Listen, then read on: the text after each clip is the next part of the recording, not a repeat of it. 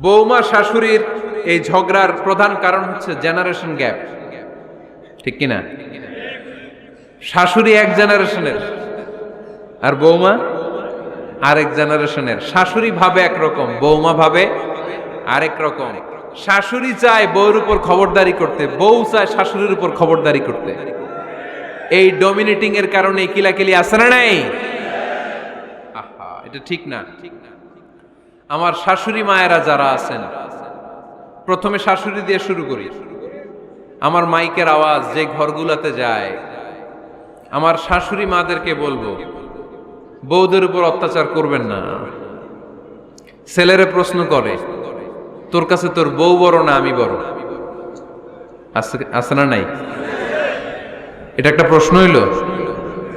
তোর বউ বড় না আমি বড়? দুইজনেই বড়। তো এক ছেলে সুন্দর উত্তর দিছে, আমার কাছে ভালো লাগছে উত্তরটা শুনে।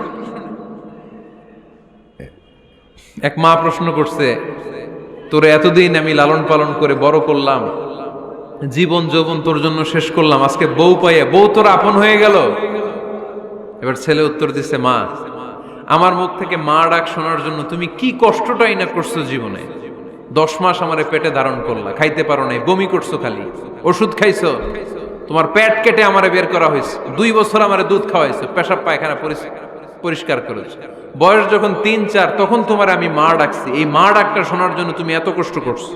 আর আরেকবারের মাইয়া এই ঘরে আইসাই তোমার মা ডাকা শুরু করছে। যেই মেয়েটা তোমারে মা ডাকে সে আমার আপন হবে না কেন মা?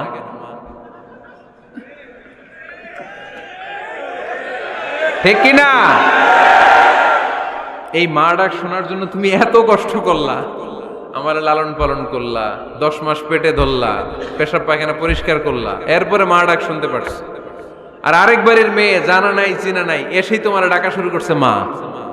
তো যে আমার মারে মা ডাকে তার স্থান তো আমার কলিজায়, ঠিক কিনা? শাশুড়ি আম্মারা যারা আছেন, প্লিজ বৌমাদেরকে কষ্ট দিয়েন না।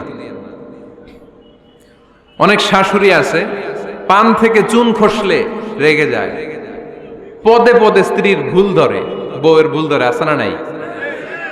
এটা করবেন না।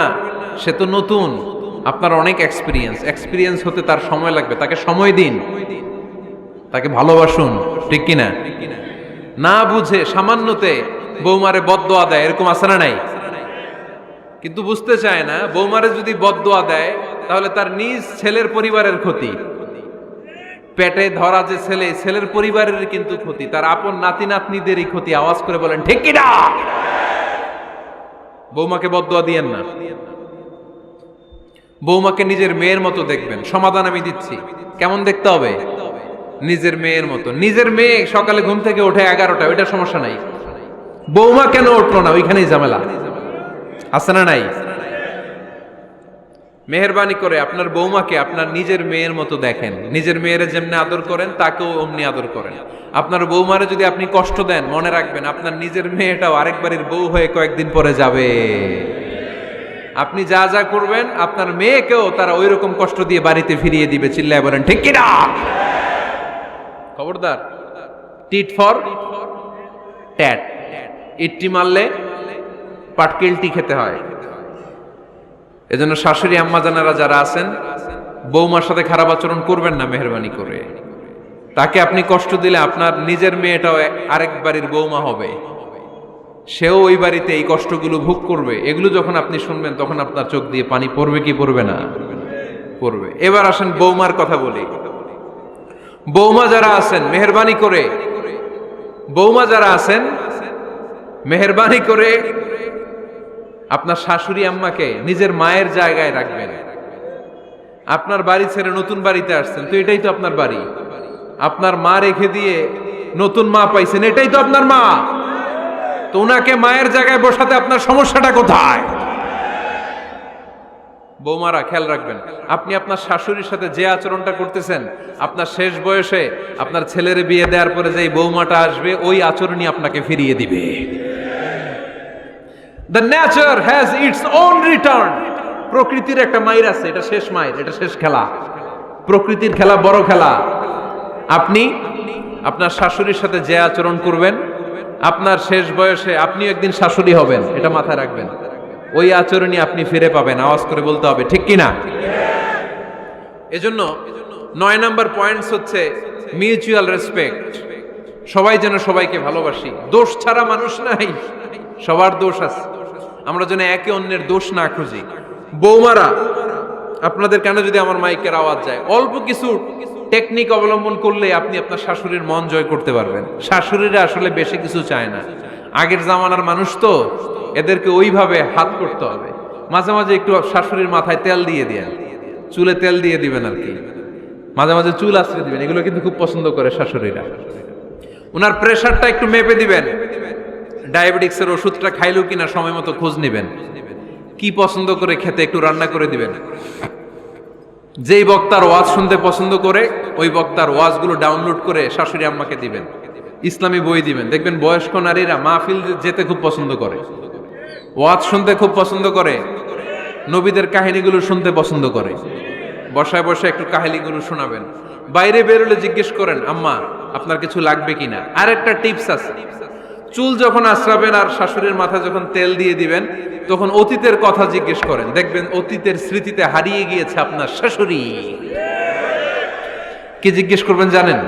জিজ্ঞেস করবেন, আম্মা জান, মুক্তিযুদ্ধের সময় আপনার বয়স কত ছিল? ওই সময় মুক্তিযুদ্ধের সময় আপনাদের এলাকায় কি কি হয়েছিল মা? আরেকটা প্রশ্ন করবেন, মা বিয়ের সময় আপনি কেমন ছিলেন? ওই দিন দেখবেন বুড়ি আর বুড়ি নাই, জুয়ান হয়ে গেছে। ওই দিন বলবে, মা আমি অনেক সুন্দরী ছিলাম, আমার মাথায় অনেক চুল ছিল, আজকে নাই। আমগো গ্রামে আমার সাথে সুন্দরী মাইয়া ছিল না। অতীতের স্মৃতিতে, স্মৃতি হাতড়াতে হাতড়াতে তিনি হারিয়ে যাবেন। জিজ্ঞেস করবেন যে, মা শীতকালে আপনাদের দেশে কি পিঠা বানাতেন আপনি যখন ছোট ছিলেন? আপনার বাপ চাচারা কি করত? এগুলো জিজ্ঞেস করলে উনি স্মৃতির পাতা হাতড়াতে হাতড়াতে চোখ দিয়ে দাঁড় দাঁড় করে ওনার পানি ঝরতে শুরু করবে। আপনার জায়গায়, ওনার হৃদয়ের মনি কোঠায় এমন জায়গায় পৌঁছবে, আপনার এছাড়া উনি কিছুই বুঝবে না। বৌমারা, এই অল্প কিছু টিপস অবলম্বন করে আপনারা আপনাদের শাশুড়ির মনকে জয় করতে পারেন। শাশুড়ি বৌমার দ্বন্দ্ব আমরা চাই না। আমরা চাই শাশুড়ি বৌমাকে নিজের মেয়ের মতো জানো, আর বৌমার শাশুড়িকে আপন মায়ের মতো ভালোবাসুক, ঠিক কিনা? এই মিউচুয়াল রেসপেক্টই পারে শাশুড়ি বৌমার দ্বন্দ্বকে দূর করতে, আর ঘরটারে শান্তি টুকরা বানাতে। আওয়াজ করে বলেন, ঠিক কিনা? কয়টা গেল? আর আছে কয়টা? দোয়া করবেন একে অপরের জন্য। দোয়া, সাইয়েদনা ইব্রাহিম ফ্যামিলির জন্য দোয়া করতেন, রব্বি জাআলনি মুকিমাস সালাতি ওয়া মিন যুররিয়াতি রব্বানা ওয়া তাকাব্বাল দুআ।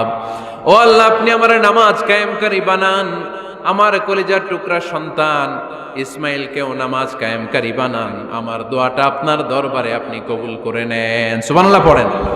রব্বানা إني أسكنت من ذريتي بواد غير ذي زرع عند بيتك المحرم। ও আল্লাহ, আমার সন্তান সন্ততি, আমার ফ্যামিলিকে ধুধু মরুপ্রান্তর এই উপত্যকার মধ্যে তোমার কাবা ঘরের সামনে রেখে গেলাম, তাদেরকে তুমি নামাজ কায়েমকারী বানিয়ে দিও। গোটা বিশ্বের সব মানুষের অন্তর আমার ফ্যামিলির দিকে আল্লাহ তুমি ঝুঁকিয়ে দিও।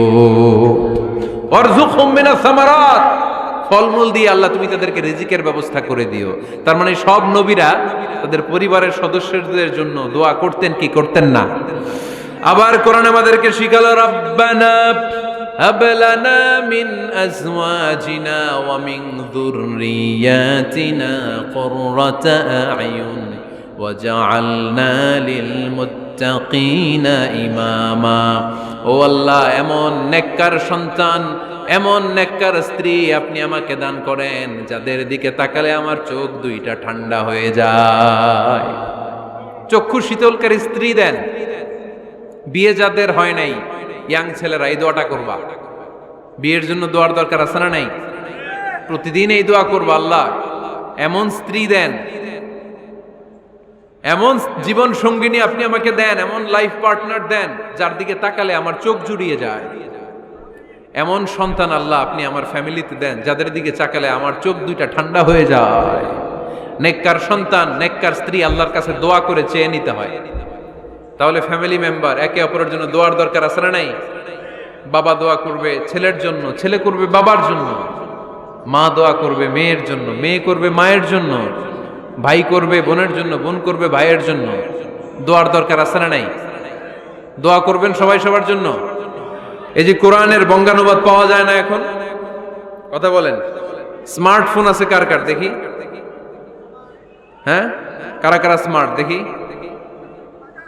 হাজার হাজার স্মার্ট, মাশাআল্লাহ। এই স্মার্টফোনের ভেতরে আল কোরআন নামে বাংলায় কোরআনের একটা অ্যাপস পাওয়া যায়, কথা বলেন। পাওয়া যায় কি যায় না?